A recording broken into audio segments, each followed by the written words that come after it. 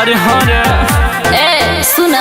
हमरा लगे जौन बड़े बड़े फेकनी तोरनी लइकन के ढेर हम देखनी बुझले सुना प्यार से दे दो जानी हमारा के दो चुमा ले के होता बरे जो ना हल दूसरा से सट बरे बाकी तोरा से न पट बरे जवन मांगा तनी बटबे का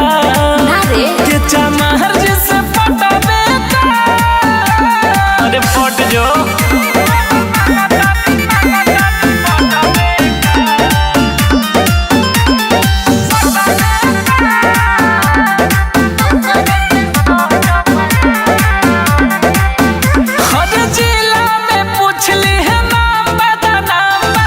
जाति में ऊपर चमार जी के नाम हे नहीं फेंको अच्छा और अपने तुम से न कर बड़ाई कह दे विकास से तू जोई पिटाई रे सुन होई रोशन मिथिलेश बाबे बतिया विशेष कबहू ना पलट बरे